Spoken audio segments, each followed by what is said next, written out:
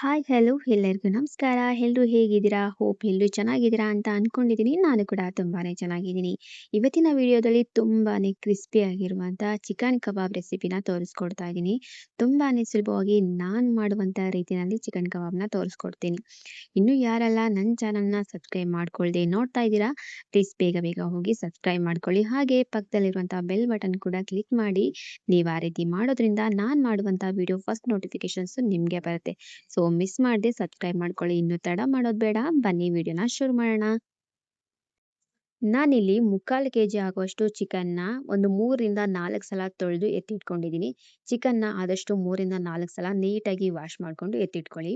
ನಾನಿಲ್ಲಿ ವಾಶ್ ಮಾಡಿ ಎತ್ತಿಟ್ಕೊಂಡಿದ್ದೀನಿ. ಇವಾಗ ನಾನಿಲ್ಲಿ ಮಿಕ್ಸಿಂಗ್ಗೆ ರೆಡಿ ಮಾಡ್ಕೊತಾ ಇದ್ದೀನಿ. ಇದಕ್ಕೆ ಮ್ಯಾರಿನೇಟ್ ಮಾಡೋದಕ್ಕೆ ನಾನಿಲ್ಲಿ ಸುಮಾರು 4 ಟೇಬಲ್ ಸ್ಪೂನ್ ಆಗುವಷ್ಟು ಕಾರ್ನ್ ಫ್ಲೋರ್ನ ಸೇರಿಸ್ಕೊತಾ ಇದ್ದೀನಿ. ಕಾರ್ನ್ ಫ್ಲೋರ್ನ ಸ್ವಲ್ಪ ಜಾಸ್ತಿನೇ ಸೇರಿಸ್ಕೊಳ್ಳಿ, ಯಾಕಂದರೆ ಕಬಾಬು ತುಂಬಾ ಕ್ರಿಸ್ಪಿಯಾಗಿ ಆಗುತ್ತೆ. ಹಂಗಾಗಿ ಕಾರ್ನ್ ಫ್ಲೋರ್ನ ನಾನು 4 ಟೇಬಲ್ ಸ್ಪೂನ್ ಆಗುವಷ್ಟು ಸೇರಿಸ್ಕೊಂಡಿದ್ದೀನಿ. ನಿಮಗೆ ಬೇಕು ಅಂದರೆ ಇನ್ನೂ ಜಾಸ್ತಿ ಕೂಡ ಸೇರಿಸ್ಕೋಬೋದು. ಹಾಗೆ 1 ಟೇಬಲ್ ಸ್ಪೂನ್ ಆಗುವಷ್ಟು ಚಿಲ್ಲಿ ಪೌಡರು, 1 ಟೇಬಲ್ ಸ್ಪೂನ್ ಆಗುವಷ್ಟು ಬಿಳಿ ಎಳ್ಳನ್ನು ಕೂಡ ಸೇರಿಸ್ಕೊಂಡಿದ್ದೀನಿ. ಹಾಗೆ 1 ಟೇಬಲ್ ಸ್ಪೂನ್ ಆಗುವಷ್ಟು ಶುಂಠಿ ಬೆಳ್ಳುಳ್ಳಿ ಪೇಸ್ಟು, ಹಾಗೆ ರುಚಿಗೆ ತಕ್ಕಷ್ಟು ಉಪ್ಪನ್ನು ಕೂಡ ಸೇರಿಸ್ಕೊತಿದ್ದೀನಿ. ಉಪ್ಪನ್ನ ಸೇರಿಸ್ಕೊಂಡಿದ್ದೆಲ್ಲ ಆದಮೇಲೆ ಸುಮಾರು ಒಂದು 10 ಎಲೆ ಆಗುವಷ್ಟು ಕರಿಬೇವನ್ನ ಈ ರೀತಿ ನೀಟಾಗಿ ಕೈಯಲ್ಲೇ ಪುಡಿ ಮಾಡಿಕೊಂಡು ಸೇರಿಸ್ಕೊತಿದ್ದೀನಿ. ಇದು ತುಂಬಾ ಚೆನ್ನಾಗಿರುತ್ತೆ. ಆ ಕ್ರಿಸ್ಪಿನೆಸ್ಸು ತುಂಬ ಚೆನ್ನಾಗಿ ಬರುತ್ತೆ. ಹಾಗೆ ಒಂದು 3ರಿಂದ 4 ಹಸಿಮೆಣಸಿಕಾಯಿನೂ ಕೂಡ ಕಟ್ ಮಾಡಿಕೊಂಡು ಸೇರಿಸ್ಕೊಂಡಿದ್ದೀನಿ. ಹಾಗೆ ನಾನಿಲ್ಲಿ ಕಬಾಬ್ ಪೌಡರ್‌ನು ಕೂಡ ಸೇರಿಸ್ಕೊತೀನಿ. ಕಬಾಬ್ ಪೌಡರ್‌ನ 1 ಪ್ಯಾಕೆಟ್ ಪೂರ್ತಿ ಹಾಕೊಂಡು, ಇನ್ನೊಂದು ಪ್ಯಾಕೆಟ್‌ನಲ್ಲಿ ಅರ್ಧ ಪ್ಯಾಕೆಟ್ ಆಗುವಷ್ಟು ಸೇರಿಸ್ಕೊಂಡಿದ್ದೀನಿ. ನೀವು ಬೇಕಂದ್ರೆ ಜಾಸ್ತಿ ಕೂಡ ಸೇರಿಸ್ಕೋಬೋದು. ಪುಡಿನ ಸೇರಿಸ್ಕೊಂಡು ನಾನಿಲ್ಲಿ 2 ಮೊಟ್ಟೆಯನ್ನು ಕೂಡ ಸೇರಿಸ್ಕೊತಿದ್ದೀನಿ. ನೀವು ಬೇಕಿದ್ರೆ ಇಲ್ಲಿ ಓನ್ಲಿ ವೈಟ್ ಮಾತ್ರ ಸೇರಿಸ್ಕೋಬೋದು. ಯೆಲ್ಲೋ ಸೇರಿಸಲ್ಲ, ತಿನ್ನಲ್ಲ ಅನ್ನುವಂಥವ್ರು ನಾನು ಎಲ್ಲಾನು ಕೂಡ ಮಿಕ್ಸ್ ಮಾಡ್ಕೊತಿದ್ದೀನಿ. ಹಂಗಾಗಿ ನಾನು ಅದನ್ನು ಕೂಡ ಸೇರಿಸ್ಕೊಂಡಿದ್ದೀನಿ. ಕೊನೆಯಲ್ಲಿ ಸ್ವಲ್ಪ ನಿಂಬೆಹಣ್ಣಿನ ರಸ ಕೂಡ ಸೇರಿಸ್ಕೊಂಡು ಇದನ್ನ ಚೆನ್ನಾಗಿ ಮ್ಯಾರಿನೇಟ್ ಮಾಡ್ಕೋಬೇಕು. ಆದಷ್ಟು ಕೈಯಲ್ಲೇ ನೀಟಾಗಿ ಮ್ಯಾರಿನೇಟ್ ಮಾಡ್ಕೊಳ್ಳಿ. ಸ್ಪೂನ್ ಸಹಾಯದಿಂದ ಎಲ್ಲ ಮಾಡೋದಕ್ಕೆ ಹೋಗಬೇಡಿ. ಕೈಯಲ್ಲೇ ನೀಟಾಗಿ ಮಿಕ್ಸ್ ಮಾಡ್ಕೊಂಡ್ರೆ ತುಂಬಾನೇ ಚೆನ್ನಾಗಿರುತ್ತೆ. ಹಾಗೆ ನೀಟಾಗಿ ಮಿಕ್ಸ್ ಕೂಡ ಆಗುತ್ತೆ. ಇದನ್ನ ಚೆನ್ನಾಗಿ ಮ್ಯಾರಿನೇಟ್ ಮಾಡಿದ್ದಾದ್ಮೇಲೆ ನಿಮಗೆ ಟೈಮ್ ಇತ್ತು ಅಂದರೆ ಸುಮಾರು ಒಂದು 2ರಿಂದ 3 ಗಂಟೆಗಳ ಕಾಲ ಆದರೂ ಕೂಡ ಇದನ್ನ ಚೆನ್ನಾಗಿ ನೆನೆಯೋದಕ್ಕೆ ಅಂತ ಬಿಡಿ. ನಿಮಗೆ ಟೈಮ್ ಇಲ್ಲ ಅಂತಂದರೆ ಅಟ್ಲೀಸ್ಟ್ ಒಂದು ಅರ್ಧ ಗಂಟೆ ಆದರೂ ಕೂಡ ನೆನೆಸ್ಕೊಳ್ಳಿ. ಬೆಳಿಗ್ಗೆನೇ ಮ್ಯಾರಿನೇಟ್ ಮಾಡಿಟ್ಟು ಸಂಜೆ ಇದನ್ನ ಡೀಪ್ ಫ್ರೈ ಮಾಡ್ಕೋತೀನಿ ಅಂದ್ರೂ ಕೂಡ ತುಂಬಾನೇ ಕ್ರಿಸ್ಪಿಯಾಗಿ ತುಂಬ ಸಾಫ್ಟಾಗಿ ಕಬಾಬ್ನ ತಿನ್ಬೋದು. ತುಂಬಾನೇ ಚೆನ್ನಾಗಿರುತ್ತೆ ಆ ರೀತಿ ಮಾಡ್ಕೊಂಡ್ರು ಕೂಡ. ಬಟ್ ನಿಮಗೆ ಟೈಮ್ ಇಲ್ಲ ಅಂತ ಅಂದಾಗ ಒಂದು ಅರ್ಧ ಗಂಟೆ ಆದರೂ ಕೂಡ ನೆನ್ಕೊಳ್ಬೋದು. ನಾನು ಇದನ್ನ ಚೆನ್ನಾಗಿ ಮಿಕ್ಸ್ ಮಾಡಿಕೊಂಡು ಇದನ್ನ ಒಂದು 2ರಿಂದ 3 ಅವರ್ ಕೂಡ ನೆನೆಯೋದಕ್ಕೆ ಅಂತ ಬಿಡ್ತಾ ಇದ್ದೀನಿ.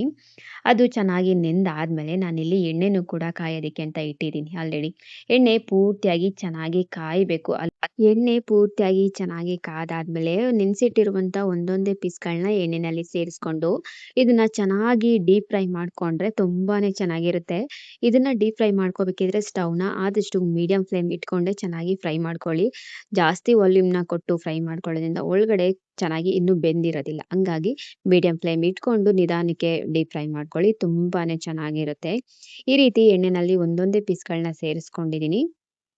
ಎಣ್ಣೆನಲ್ಲಿ ಸೇರಿಸ್ಕೊಂಡು ಚೆನ್ನಾಗಿ ಇದನ್ನ ಫ್ರೈ ಮಾಡ್ಕೋಬೇಕು. ಫ್ರೈ ಮಾಡ್ಕೋಬೇಕಿದ್ರೆ 5 ನಿಮಿಷಕ್ಕೆ ಒಂದ್ಸಾರಿ ಆದರೂ ಕೂಡ ಇದನ್ನ ಜಾಲರಿ ಸಹಾಯದಿಂದ ಇದನ್ನ ಚೆನ್ನಾಗಿ ಕೈ ಆಡಿಸ್ತಾ ಇರಿ.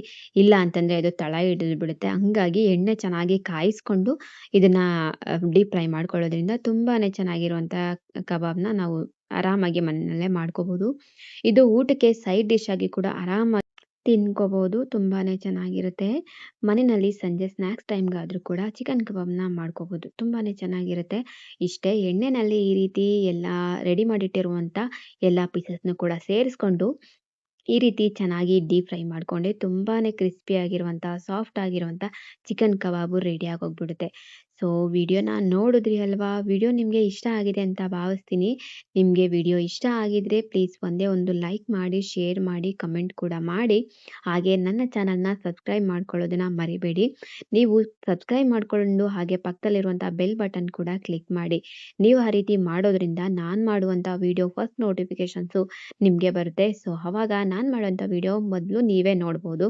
ತುಂಬಾನೇ ಚೆನ್ನಾಗಿರುವಂಥ ವಿಡಿಯೋ ಇನ್ನೂ ಹೆಚ್ಚು ಹೆಚ್ಚು ವಿಡಿಯೋಸ್‌ನ ಮಾಡೋದಕ್ಕೆ ನನಗೆ ಒಂದು ಒಳ್ಳೆ ಮೋಟಿವೇಶನ್ ಅಂತ ಸಿಗುತ್ತೆ.